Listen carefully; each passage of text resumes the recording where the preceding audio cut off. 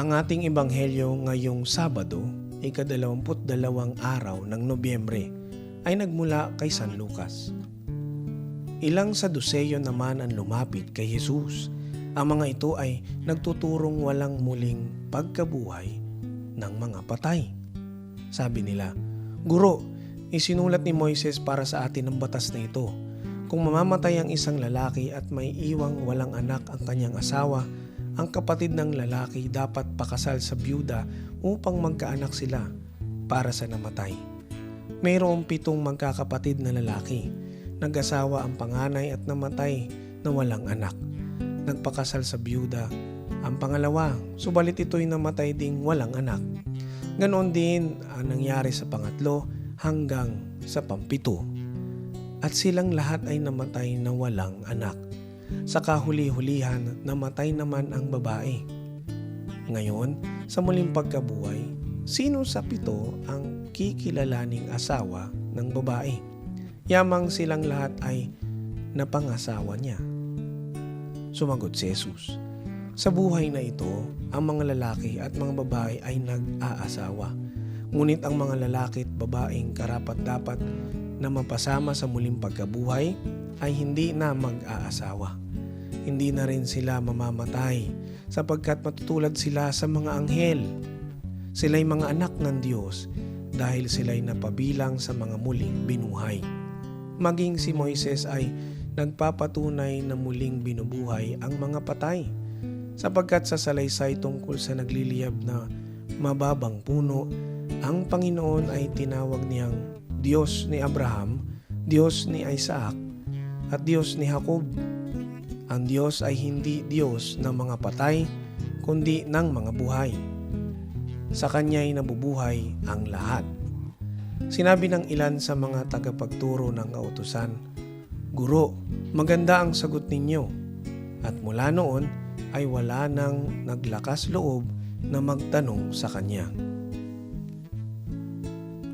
Ang mabuting balita ng Panginoon. Ang ating Faith Food Reflection ay nagmula kay Brother Bernie Marco. Buhay na walang hanggan. Sa Ebanghelyo, may mga Sadducees na nagtanong kay Jesus kung may babaeng nagpakasal sa 7 magkakapatid at pagkatapos ay sila ay nangamatay na, sino ang magiging asawa niya sa langit? Sagot ni Jesus, "Sa langit, iba na ang buhay. Wala nang kasal-kasal na katulad dito sa lupa. Doon, lahat ay mga anak na ng Diyos at may buhay na parang mga anghel." Ano ang aral nito para sa atin? Sa langit, maayos na ang lahat.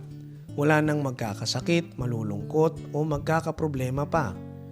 Hindi na mahalaga kung sino ang asawa o kapamilya. Lahat doon ay magkakasama na bilang mga anak ng Diyos. Ang buhay natin dito sa lupa ay temporary lamang. Kaya habang may panahon pa, pagsumikapan natin maging handa tayo pagdating ng araw nang kukunin na tayo ni Lord. Ang tunay na forever ay hindi dito sa lupa, kundi doon sa piling ng Diyos sa langit. Para sa mga seniors na tulad ko, minsan iniisip natin na malapit na ang oras at iniisip natin ang mga mahal natin sa buhay na nauna na sa atin. Ang sagot ni Jesus sa mga Sadducees ay nagbibigay pag-asa sa ating lahat. Sa langit, magkikita-kita tayong muli, pero sa mas masayang paraan. Walang lungkot, walang iwanan.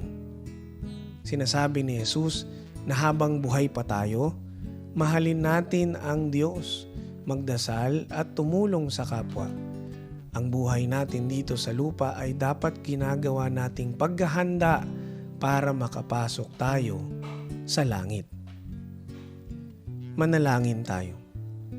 Lord, tulungan mo kaming mabuhay ng may pananampalataya at pag-asa sa iyo. Amen. Sa ngalan ng Ama at ng Anak at ng Espiritu Santo. Amen.